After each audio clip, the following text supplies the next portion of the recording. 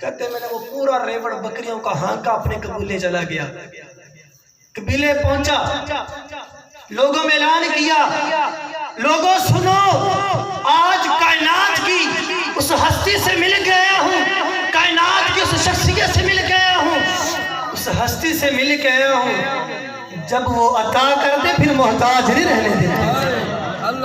کہا قسم خدا کی اتنا دیتے ہیں کہ جب ان کے دربار سے کوئی لے کر آتا ہے وہ جولی اتنی بڑھ جاتی مر جاتا ہے۔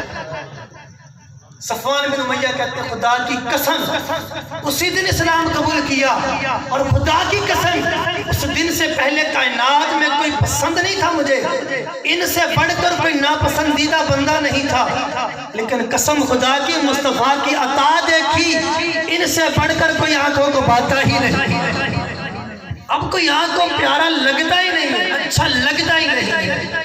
اللہ اکبر۔ وہ شاعر کہتا ہے نا، جس نے درے شاہ پہ گدڑی بچھا دی، جسے مل گیا مصطفیٰ جیسا والی، پھر سوالی نہیں ان کے در کا سوالی، ادھر ان کا دامن ادھر ان کی جالی، ادھر ان کا دامن ادھر ان کی جالی، نہ یہ ہاتھ خالی نہ وہ ہاتھ خالی۔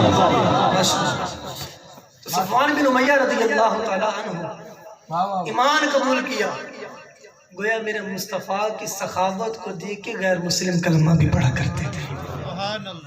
صحابہ بیان کرتے ہیں قسم خدا کی اگر کوئی بادشاہ سخی ہو، صحابہ کے جملے سنو کیسے پیارے، ماشاءاللہ، عام بندے کا ذکر نہیں کیا، ذکر بھی کیا تو بادشاہ کا کیا، ذکر بھی اس بادشاہ کا کیا جو سخاوت کرتا ہو، تاکہ لوگوں کو شان مصطفیٰ اچھے طریقے سے سمجھ آ جائے۔ کہ لوگوں کوئی بادشاہ ہو، سخی ہو، دیتا ہو، سخاوت کرتا ہو، ساری زندگی سخاوت کرتا رہا ہو، قسم خدا کی میرے مصطفیٰ کی اس ایک دن کی سخاوت اس سخی بادشاہ کی ساری زندگی سے بڑھ کر اتنی مصطفیٰ کریم علیہ السلام نے سخاوت فرمائی۔ اللہ اکبر۔ نبی کریم علیہ السلام کے پیارے لاڈلے شہزادے بیمار کربلا، سیدوں کے سردار بی بی زینب کے لال حضرت سیدنا امام زین العابدین رضی اللہ تعالیٰ عنہ، آپ سے ایک دفعہ کسی نے کہا کہ جناب حاتم طائی بڑا سخی تھا، بڑی سخاوت، اتنی سخاوت تھی کہ جب حاتم طائی کا نام لو تو سخاوت خود ہی ذہن میں، یعنی جمال الدین صاحب کا نام لیا جائے تو نعت مصطفیٰ خود ہی ذہن میں، پہچان بن گئی۔ حاتم طائی کی پہچان سخاوت تھی، دینا تھا، لوگوں کو عطا کرنا تھا۔ کسی نے امام زین العابدین سے کہا حضور حاتم طائی بڑا سخی تھا، اتنا سخی تھا غالباً اس کے محل کے 40 دروازے تھے، غالباً اس کے محل کے 40 دروازے تھے، اگر کوئی سائل ایک دروازے سے آتا منگتا اس کو دے دیا جاتا، دوسرے سے آتا پھر بھی دے دیا جاتا، تیسرے سے آتا پھر بھی دے دیا جاتا۔ الغرض حاتم طائی اتنا سخی تھا کہ اگر 40 دروازوں سے بھی آ کے مانگا ہے نا تو وہ خالی ہاتھ نہیں بھیجتا، دیتا تھا، عطا کرتا تھا، اتنی سخاوت تھی اس بندے نے۔ امام زین العابدین رضی اللہ تعالی عنہ کو جب حاتم طائی کی تعریفیں سنائیں، سخاوتیں سنائیں، کہا بندے خدا کے تو مجھے حاتم طائی کی سخاوت سناتا ہے، میں تجھے اپنے نانا کی بھی سخاوت سناؤں، تجھے بتاؤں میرے نانا جان امام الانبیاء صلی اللہ علیہ وسلم کیسے سخی تھے، آپ بتاؤں میرے مصطفیٰ کے دربار سے کیسا ملتا تھا، کوئی آتا تو کیسا عطا کیا جاتا تھا، تو کہتا ہے حاتم طائی کا دروازے 40 تھے، ایک دروازے سے آتا، دوسرے سے مانگنا پڑتا، تیسرے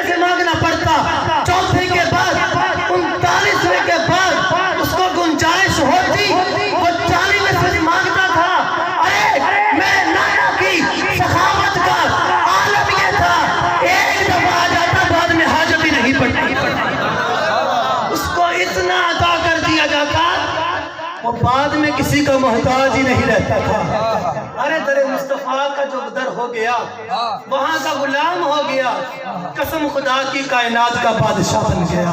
اس لیے در مصطفیٰ کے غلام بن جاؤ، خدا کی قسم حقیقی غلام بن جاؤ۔ میں کہتا ہوں ایک دفعہ وہاں سر جھکا لو، قسم خدا کی زمانے کے سامنے سر اٹھا کے جیا کرو گے۔ میرے عزیز، میرے محترم، صحابہ کرام علیہ رضوان سرکار سے کیسی محبت کیا کرتے تھے، اور آج ہمیں اپنی اولاد کو مصطفیٰ علیہ السلام کی محبت سکھانا کتنا ضروری ہے۔ اللہ اکبر۔ سیاستہ کی یہ حدیث ہے، سیاستہ کا مطلب حدیث کی 6 بڑی کتابیں، ویسے حدیث کی 300 کتابیں ہیں۔ کتنی ہیں؟ لوگوں کو صرف بخاری یاد آتی ہے، صرف بخاری۔ میں کہتا ہوں مصطفیٰ نے 40 سال اپنی زندگی جو اعلان نبوت کے پہلے کی ہے وہ بھی کتابوں میں درج ہے۔ 40 سال کے بعد 23 سالہ جو مصطفیٰ علیہ السلام نے فرائض نبوت ادا کرتے ہوئے ذکر کی، اپنی گزاری، وہ ساری کی ساری وہ بھی حدیثوں میں موجود ہے۔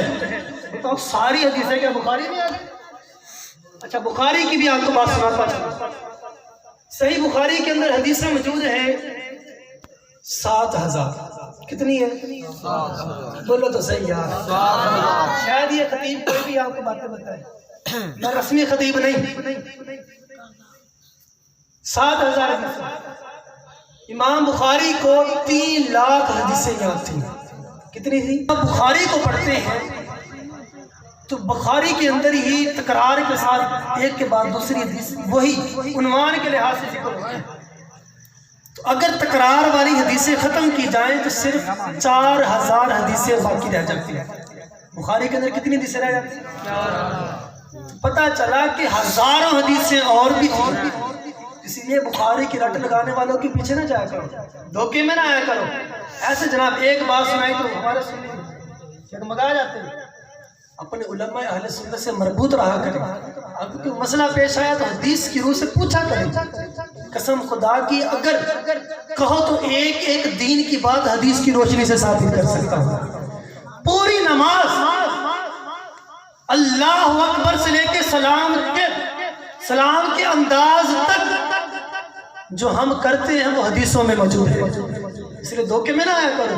ہمارے اماموں نے جو حدیثیں ہم تک پہنچائیں، جن پر عمل کیا، رفع یدین نہیں کیا، کیوں نہیں کیا، ساری باتیں ان کو اچھے طریقے سے پتہ چلی۔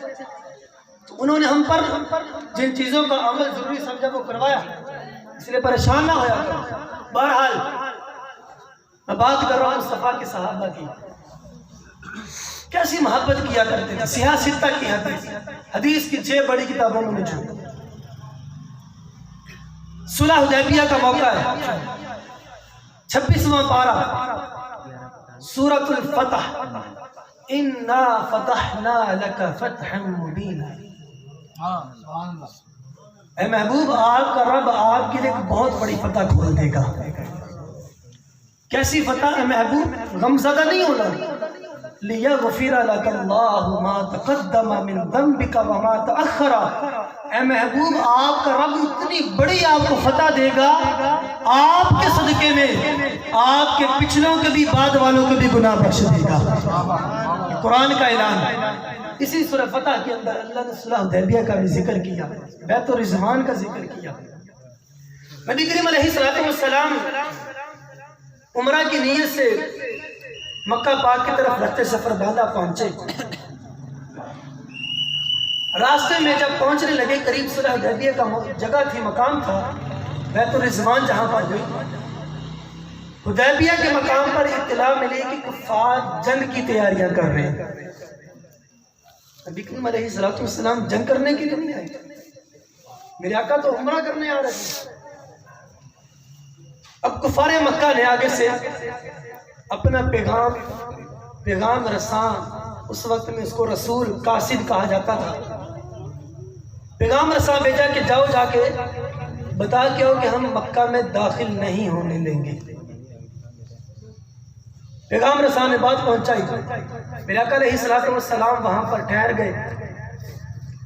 بیت الرضوان جب ہوئی، بڑا تفصیلی واقعہ ہے، کفار نے عبداللہ بن مسعود ثقفی کو، یہ بھی صحابی رسول ہیں لیکن اس وقت ایمان نہیں لائے تھے، اسلام قبول نہیں کیا تھا،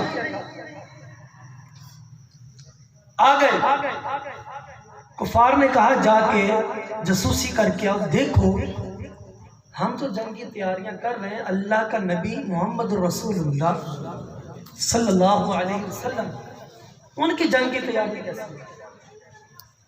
عبداللہ بن مسعود ابھی ایمان نہیں لے کر آئے، آ کر دیکھا تو کیا دیکھا؟ دیکھتے ہیں کہ مصطفیٰ علیہ السلام کے صحابہ اتنی محبت کرتے ہیں، ایسی محبت کرتے ہیں کہ میرے آقا علیہ السلام لعاب دہن نکالتے ہیں، صحابہ زمین پر نہیں آنے دیتا، اپنے ہاتھ آگے کر لیتے ہیں، اپنے ہاتھوں کو آگے کر کے مل لیتے ہیں۔ اچھا، جس صحابی کو نہیں ملتا تھا وہ کیا کرتا تھا؟ دوسرے صحابی کا ہاتھ پکڑتا، اس کے ہاتھ کو مل کے اپنے چہرے پہ مل لیا کرتا تھا۔ تبرک کا بھی ثبوت ملتا ہے، سمجھنے کی کوشش کیجئے گا، تبرک کا ثبوت ملتا ہے۔ ارے صحابی کا عقیدہ ہے جس ہاتھ کو مصطفیٰ کا لعاب دہن لگ جائے، لعاب دہن نہ لگا ہو، بس لعاب دہن لگا ہے، اس ہاتھ سے ہاتھ مس کر لو پھر بھی برکت مل جائے گا۔ صحابہ کا عقیدہ کیسا ہے؟ گویا ہم صحابہ کے نقشے قدم پر چلتے ہیں۔ اللہ اکبر۔ عبداللہ بن مسعود نے دیکھا، دو عبداللہ بن مسعود ہوئے، عبداللہ بن مسعود رضی اللہ تعالیٰ عنہ ایک وہ لگاتے ہیں، بدعت کے فتوے لگاتے ہیں۔ ارے میں نے کہا تم صحابہ کا یوم مناتے ہو، خلفائے راشدین کا یوم مناتے ہو، میلاد مصطفیٰ نہیں کرتے؟ ارے جن صحابہ کا تم یوم مناتے ہو، آؤ بتاؤ ان صحابہ نے کیسے تعظیم مصطفیٰ کی، کیسے ادب مصطفیٰ کیا؟ عبداللہ بن مسعود قبیلے میں واپس جاتے ہیں، مکے میں واپس جا کے قریش کے کفار کو کہتے ہیں، لوگوں سنو، لقد وفدت علی قیصر و کسریٰ، اے لوگوں میں نے کیسر کو بھی دیکھا، کسریٰ کو بھی دیکھا، جس کی شان و شوکت یہ ہے وہاں غلام بھی ڈر کے کھڑے ہو۔ کیسر و کسریٰ کی شان یہ ہے کہ وہاں پر غلام بھی تھر تھر کانپتے ہیں، ڈرتے ہیں۔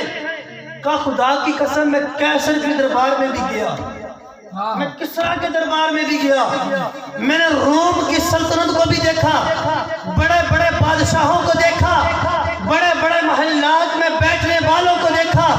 خدا کی قسم وہ بڑے بڑے محلات میں بیٹھے ہیں، بڑے بڑے درباروں میں، ایوانوں میں، بڑے بڑے محلات کے اندر بیٹھے، لیکن یا اللہ کا نبی مصطفیٰ علیہ السلام زمین پر بیٹھ کر وہ حکومت کر رہے ہیں۔ خدا کی قسم میں نے کیسر و کسریٰ کو دیکھا، لیکن جو اصحاب محبت کی تعظیم کرتے کائنات میں کوئی بھی محبت نہیں کرتا۔ سبحان اللہ۔ کہ خدا کی قسم جو اصحاب محمد صلی اللہ علیہ وسلم محمد کی تعظیم کرتے، خدا کی قسم میں نے کیسر و کسریٰ کے دربار میں بھی ایسی تعظیم مصطفیٰ علیہ السلام کے دربار میں ہوتی ہے۔ کہا کیا دیکھا؟ کہا میں نے دیکھا کہ جب مصطفیٰ وضو کرتے ہیں تو وہ آپس میں مصطفیٰ علیہ السلام کے وضو کا پانی لینے کے لیے آپس میں لڑنا شروع کرتے ہیں۔ ایسا میں نے کوئی دربار نہیں دیکھا۔ لوگوں ایسی قوم سے جنگ نہ کر بیٹھنا، قسم خدا کی جنگ ہار۔ جو مصطفیٰ کا تھوک مبارک لعاب دہن زمین پر نہیں آنے دیتے، وہ اپنا نبی تمہارے حوالے کیسے کر دیں گے؟ تمہاری بھول ہے، اس لیے کبھی بھی ان سے جنگ نہ کرنا۔ میرے عزیز، میرے محترم، یہ شان ہے میرے آقا کی۔ میں نے آپ کے سامنے جامع ترمذی کی حدیث بھی پڑھی، مولا علی نے کیا کہا؟ لم ارى قبلہ ولا بعدہ مثلہ۔ میں اپنا خطاب ختم کر چکا ہوں، لیکن آپ کو بتا رہا ہوں کہ صحابہ کیسی شان مصطفیٰ بیان کیا کرتے تھے۔ جامع ترمذی کی حدیث، مولا علی کہتے قسم خدا کے بڑے سونے دیکھے، بڑے نرالے لوگ دیکھے، عبداللہ بن مسعود کہتے ہیں کیسر و کسرا کو دیکھا لیکن لم ارى قبلہ ولا بعدہ مثلہ، قسم خدا کی مصطفیٰ سے پہلے بھی بڑے دیکھے بعد میں بھی بڑے دیکھے لیکن مصطفیٰ سے کوئی نہ دیکھا۔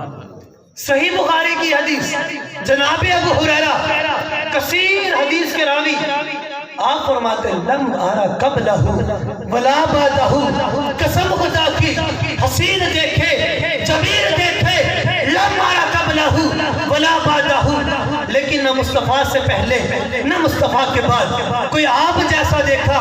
قسم خدا کی حضرت انس کہتے ہیں صحیح بخاری کی حدیث، لم ارى قبلہ ولا بعدہ مثلہ۔ ارے جس صحابی کی زبان سے سن لو، ارے نہیں صحابہ نہیں، جبرائیل امین 70,000 سال اس ستارے کو دیکھا کہ 70-72 ہزار سال بعد طلوع ہوتا، اتنے لمبی زندگی پائی۔ میرے مصطفیٰ نے پوچھا اے جبرائیل کائنات کا ذرہ ذرہ دیکھا، تو بتا کیا تو نے بھی ہم جیسا کوئی جبرائیل بتا کیا تو نے بھی ہم جیسا کوئی دیکھا؟ عرض کی یا رسول اللہ قسم خدا کی واللہ قسم خدا کی یا رسول اللہ میں نے مشرق مغرب کو تحت سرا کو اوپر نیچے سے پلٹ کر دیکھا، الٹ پلٹ کر دیکھا، نیچے بھی دیکھا اوپر بھی دیکھا، ہوا میں بھی دیکھا، فضا میں بھی دیکھا، زمین میں بھی دیکھا، آسمان میں بھی دیکھا، لیکن یا رسول اللہ آپ جیسا تو اتنی لمبی زندگی پانے والے جبرائیل امین بھی یہ کہتے ہیں یا رسول اللہ آپ جیسے میرے عزیز میرے محترم، جس آقا کا ہم نے کلمہ پڑھا، جن کی شان رب یہ بیان کرتا ہے، نوری مخلوق یہ بیان کرتی ہے، صحابہ یہ بیان کرتے ہیں، میرے آقا کی شان کا عالم کیا ہوگا۔ اس لیے شان مصطفیٰ کو دل میں بٹھا کے، عظمت مصطفیٰ کو دل میں بٹھا کے اپنی زندگی گزارے۔ قسم خدا کی یہ فرانس نے خاکے بنا کے ہمارے دلوں پہ چھلنی کر دیا، چھلنی کیا ہمارے دلوں کو، اور ہر مسلمان کو رنجیدہ ہونا چاہیے کہ وہ رب وقت نہیں، ورنہ میں آپ کو بتاؤں قرآن کی ایک ایک آیت پڑھ کر سناؤں۔ قوم عاد نے اپنے نبی کو جھٹلایا، نبی نے خود جواب دیا۔ قوم نوح نے نبی کو جھٹلایا، نوح علیہ السلام نے خود جواب دیا۔ موسیٰ علیہ السلام کو جھٹلایا، موسیٰ علیہ السلام نے خود جواب دیا۔ جتنے نبی ہیں اعتراض ہوتے رہے، سارے جواب دیتے رہے، لیکن میرے رب کی غیرت دیکھو کیسی ہے۔ میرے مصطفیٰ پہ ایک اعتراض ہوتا ہے، میرے رب خود قرآن کی آیتیں نازل کر دیتا ہے۔ قسم خدا کے ٹائم نہیں، آپ کو قرآن کی آیتیں پڑھ کے سنا سکتا ہوں۔ کفار نے کہا لست مرسلا، ارے لوگوں یہ نبی نہیں، یہ رسول نہیں۔ میرے رب نے کہا ارے خدا کے بندو، ارے بدبختو، اے لعینو، تم میرے مصطفیٰ کی شان گٹانا چاہتے ہو، آؤ میں بتاتا ہوں میرے مصطفیٰ کی شان ہے۔ کیا کیا شان ہے؟ کہا یاسین والقرآن الحکیم انک لمن المرسلین، اے محبوب یاسین کی قسم، قرآن کی قسم، حکمت والے رب کی قسم، اللہ نے آپ کو رسولوں میں سے بنا کر دیتا ہے۔ کفار نے کہا یہ مجنون ہے، استغفر اللہ، کہا یہ پاگل ہے، کہا یہ تو معاذ اللہ مجنون ہے، کبھی نبوت کا دعویٰ کرتا ہے، کبھی کتاب کا دعویٰ کرتا ہے۔ میرے خدا نے اس بے غیرت کا، اس ملائن کا منہ بند کرنے کے لیے قرآن کی سورہ قلم نازل کی، 29واں پارہ، دوسری آیت، دوسری سورہ پڑھ کر دیکھو۔ میرے عزیز میرے محترم، میرا رب کتنا غیرت والا ہے۔ میرے مصطفیٰ کی شان میں ایک بدبخت اپنی زبان کھولتا ہے، میرا رب اس کے 9 عیبوں کو بیان کر دیتا ہے۔ قانون والقلم وما یسطرون ما انت بنعمت ربک بمجنون، اے محبوب پریشان نہیں ہونا، اس نون کی بھی قسم، لکھنے والے قلم کی قسم، خدا کی قسم، آپ کے رب کی آپ پر نعمت اتنی، آپ پاگل کیسے ہو سکتے ہیں؟ ہاں سنیے محبوب، آپ پریشان نہ ہو، آپ کا دشمن آنے قریب جان لے گا کہ اس کا مقام کیا ہے۔